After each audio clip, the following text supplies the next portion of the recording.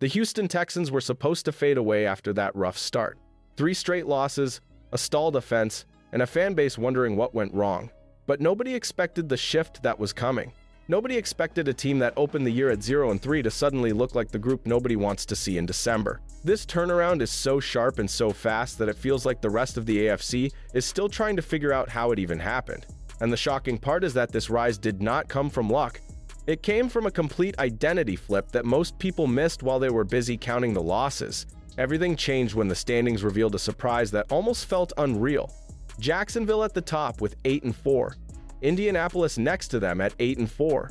And then right behind them, the Texans. The same team people wrote off before the season even found its rhythm. 4 straight wins. A defense that suddenly looks like a wall. An offense that stopped panicking and started fighting. And CJ Stroud, after an uneven start and a concussion setback, came back with the same calm and confidence that made him one of the most exciting young quarterbacks in the league. The mood around this team flipped overnight. They are no longer chasing hope, they are hunting opportunity. But here is the twist that has the whole AFC watching. The schedule ahead is not friendly. It is heavy with danger and full of tests. Patrick Mahomes waits. Kyler Murray waits. Justin Herbert waits. And the Indianapolis Colts wait for a rematch that might decide the division. The Texans are 1 game away from turning a comeback story into a real playoff threat, and everything now comes down to how they handle the pressure that is about to hit them. And that takes us into the question nobody was asking a month ago, but everyone is asking now. How did this team fall into that early hole in the first place? But before we get into that, hit that like and subscribe button for more Texans and all the NFL content. Let's aim for 400 likes on this video. The Houston Texans did not fall to 0-3 because of one disaster play or one bad decision. It started in Week 1 against Matthew Stafford and that Los Angeles offense. The defense kept him and Sean McVay to only 2 trips into the end zone and still walked off the field with a 14-9 loss. The offense looked stuck. The timing between CJ Stroud and his receivers was off, the protection was shaky, and a late fumble ripped away their best chance to steal that game. It felt less like they were outclassed and more like they were fighting themselves from the first drive to the last whistle. Week 2 brought Baker Mayfield and the Tampa Bay Buccaneers, and the story somehow became even more frustrating. The Texans lost 20-19, another 1-point defeat where the defense held long enough to win. But the offense never really found a rhythm. Woody Marks and Nick Chubb ran into crowded lanes, the line struggled to create space, and CJ Stroud missed throws he usually hits in his sleep. Nick Caley leaned on calls that took too long to develop while pressure flooded the pocket. Houston was close on the scoreboard again, but you could see the cracks in the blocking, the timing, and the red zone plan every time they needed 1 yard and could not get it. Then came Jacksonville, and the division loss that made the 0-3 start feel heavy.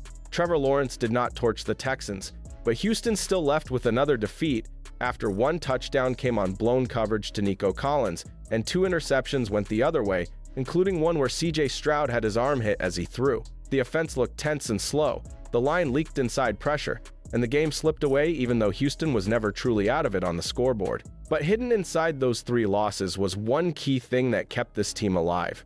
While the offense was stumbling, the defense was already playing like a group that could carry a season, and that is where everything starts to flip in the next part of this story. The Houston Texans quietly built a defense that can flip games by itself, and that is the real reason this season is still alive. Up front, Will Anderson Jr. and Danielle Hunter are wrecking game plans with speed and power that offenses cannot match. They shift inside, loop around on twists, and attack gaps so fast that quarterbacks barely have time to set their feet.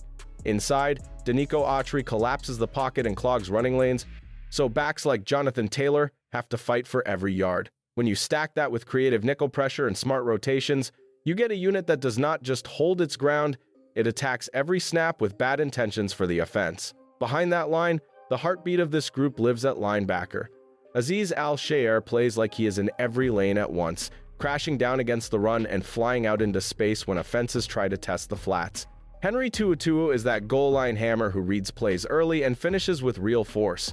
They helped hold Jonathan Taylor to a quiet day by his standards, even though he still found some lanes late.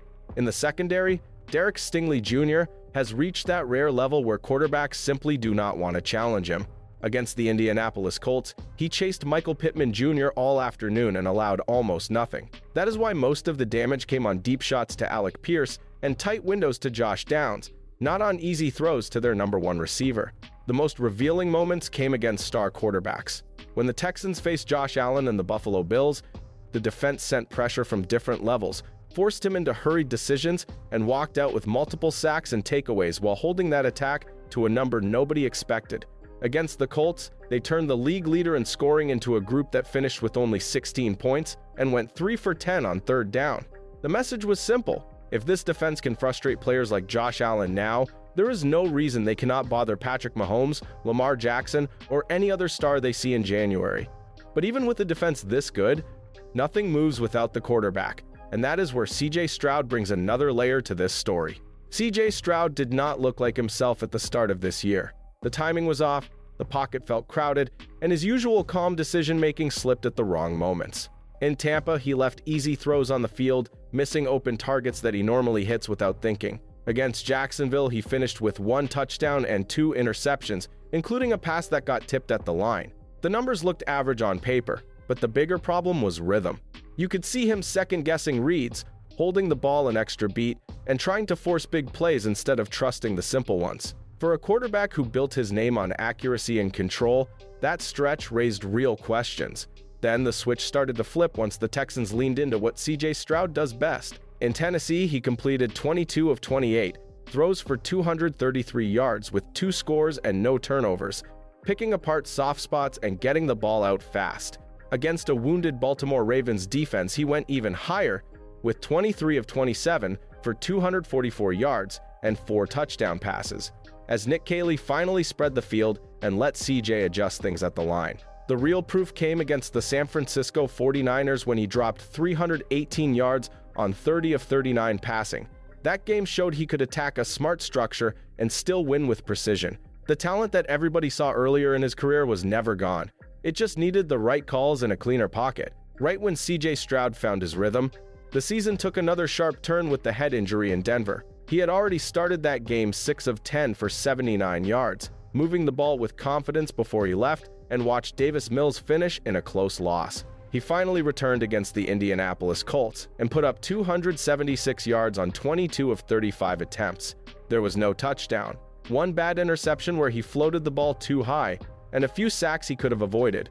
But he also fired some absolute darts, including a laser to Nico Collins that reminded everyone of his ceiling. This was not a perfect comeback, but it was proof that he still carries this offense. The real question now is what this team did while he was gone, and how Davis Mills and the rest of the locker room kept Houston in the race when their franchise quarterback was on the sideline. When CJ Stroud went down with the head injury, the season could have slipped away right there. Instead, Davis Mills walked into the huddle with a simple job: protect the ball, trust the defense, keep the offense steady. He is not asked to be a superhero. He is asked to be calm when the pocket shrinks, make the throws that are there, and let players like Nico Collins, Woody Marks, and Nick Chubb do the heavy lifting. That mindset matters. The team knows exactly who he is: a steady backup who will not panic, will not force crazy throws, and will give the defense a chance to win every single week. You can feel how much DeMeco Ryans has shaped the attitude of this locker room during that stretch without CJ Stroud. Nobody pointed fingers, nobody checked out, and nobody treated those games like a waiting room for the starter to return. On the sideline, you see Davis Mills talking with linemen, receivers, and coaches between drives, adjusting protections, and going back out there ready to grind another long possession. The defense responds to that steady energy. Will Anderson Jr., Danielle Hunter, Danico Autry, Azeez Al-Shaair, Henry To'oTo'o, and Derek Stingley Jr. keep attacking, knowing that if the offense just gives them a lead, they can squeeze the life out of the clock. Those wins were not about style. They were about belief and discipline in tough moments. This is why the Texans did more than just survive while CJ Stroud recovered. They built a formula that can travel into January. Long drives from Davis Mills that chew time, a run game that keeps hitting into contact with Woody Marks and Nick Chubb, and a defense that refuses to let explosive offenses breathe. Now that CJ Stroud is back, that structure does not disappear. It gives him a stronger base than he had at the start of the year. The real question now is whether the coaching staff, led by Nick Caley on offense, can fix the blocking, sharpen the red zone plan, and unlock the full potential of this unit so it matches the standard that the defense has already set. The biggest problem for the Houston Texans on offense has not been talent. It has been how the pieces work together up front. There are too many snaps where Trent Brown, Ed Ingram and the rest of the line lose control of the line of scrimmage, and that kills drives before they even start. You saw it in those short yard plays where the pile went backwards instead of forward, and in early runs where Woody Marks and Nick Chubb met defenders as soon as they took the handoff. Even when CJ Stroud reads the field correctly, that pressure in his face turns clean decisions into rushed releases. The Texans do not need this group to be perfect. They just need it to be solid enough that the quarterback can set his feet and the backs can find a real crease instead of fighting through traffic every carry. Credit has to go to Nick Caley for at least trying to reshape this attack instead of staying stuck in the early season pattern. He has started to build more quick throws for Nico Collins, Jaden Higgins, Christian Kirk, and Dalton Schultz, so CJ Stroud can get the ball out before the rush arrives. In the red area, he has mixed in the tush-push with Cade Stover, motion looks and bunch formations to force defenses to think instead of firing downhill without hesitation. It is not perfect, and the missed chances against the Indianapolis Colts prove there is still work to do, but this version of the playbook feels closer to what fits the roster. Short throws that turn into long gains, and runs that use angles instead of trying to bulldoze people straight ahead on every snap. The quiet benefit of this evolution is what it can become if the blocking finally catches up. If Trent Brown, Ed Ingram, and the tight ends finish more double teams, Woody Marks can be more than a grinder, and Nick Chubb can still punish defenses that get tired late in games. With that kind of support, CJ Stroud does not have to force hero plays. He can lean on methodical drives, pick his moments to attack deep, and let stars like Nico Collins and Jaden Higgins take over in space. The real tension now sits in what comes next. This improved but still inconsistent offense is about to face a closing stretch full of serious opponents, and how they perform against those defenses will decide if this turnaround ends with a nice story or a real run at the top of the AFC. The Houston Texans now walk into a stretch of games that will decide everything they have worked for this season. First comes a trip to Kansas City, under bright lights, with Patrick Mahomes on the other sideline and a stadium that usually swallows visiting teams whole. The Chiefs are fighting for their own position after an uneven year, which makes them even more dangerous, but that also means pressure is not one-sided. Houston brings a defense that just frustrated Josh Allen and slowed down the top scoring group from Indianapolis, and they know that if they can rush Mahomes with Will Anderson Jr. and Danielle Hunter, this matchup looks very different from the classic script of the past few years. That game will tell the rest of the league whether this is just a fun comeback story or something much bigger. Right after that, there is no room to relax. Arizona with Kyler Murray loves to turn games into chaos with broken plays and sudden deep shots, but that style also offers chances for a disciplined defense to create turnovers if they keep their angles. The Raiders visit Houston with a roster still trying to find a true identity, which makes focus for the Texans even more important, because this is the kind of opponent good teams beat by handling their business early. Then comes another huge road test with Justin Herbert and the Chargers, a group that can score fast but has protection issues that play right into the strength of this pass rush. Finally, the rematch with the Indianapolis Colts in front of the home crowd could swing the division if both teams stay in range. That is where players like Derek Stingley Jr., Azeez Al-Shaair, Henry To'oTo'o, Nico Collins, Woody Marks, and CJ Stroud will need to deliver in the same game on the same day. When you zoom out to the full AFC picture, you see how thin the margin is for everyone. The Texans sit in that tight zone where a single win or loss can move them from on the outside looking in to hosting a playoff game as division champions. Teams like the Chargers, Bills, Raiders, Steelers, and Patriots are all chasing their own path, but none of them look untouchable, and none of them can claim to have a defense clearly ahead of Houston. That is what makes this final run so intense. Every quarter matters, every short yard matters, and every decision from DeMeco Ryans and Nick Caley can tilt a tiebreaker later. If the Texans turn this closing gauntlet into a ticket to January football, the real story then shifts to a new question. Once they are in, how much trouble can this defense and this young core really cause for the rest of the conference? The Houston Texans now have something that keeps other teams up at night. They do not need a track meet to win. They do not need CJ Stroud to throw 4 touchdowns every Sunday. All they need is an offense that reaches around 20 to 24 points and a defense that does what it has already done all year, which is squeeze the game until the other sideline runs out of answers. When you line up across from Will Anderson Jr., Danielle Hunter, Denico Autry, Azeez Al-Shaair, Henry To'oTo'o, and Derek Stingley Jr., you know right away that every drive will feel like a test. That kind of group changes how offensive coordinators call plays, how quarterbacks read the field, and how patient teams are willing to be when the yards do not come easy. What makes this even more dangerous is that Houston has already lived through the kind of games you see in January.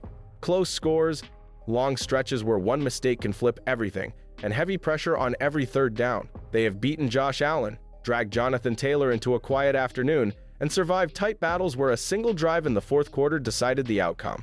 Stroud has already shown he can bounce back from rough stretches, Davis Mills has proved he can step in and keep the ship steady, and weapons like Nico Collins, Jaden Higgins, Christian Kirk, Dalton Schultz, Woody Marks, and Nick Chubb give them enough firepower to punish any defense that loads up too hard on the run or the deep ball. This is not a one-side story anymore. It is a full roster that knows exactly how it wants to play when the spotlight gets brighter. So now the real tension moves to a bigger stage. If the Houston Texans finish this push and step into the playoffs, every matchup becomes a question for the rest of the conference. Can Patrick Mahomes escape this rush for 4 quarters? Can Lamar Jackson handle a defense that closes running lanes faster than he is used to seeing? Can Justin Herbert stay upright long enough behind a banged-up line to trade blows with Stroud when the season is on the line? Houston has already answered its own doubts. The only mystery left is how far this mix of young star power, smart coaching from DeMeco Ryans, and a fearless defense can really go once the games turn into win or go home, and that is where the next full breakdown of this team will get even more interesting.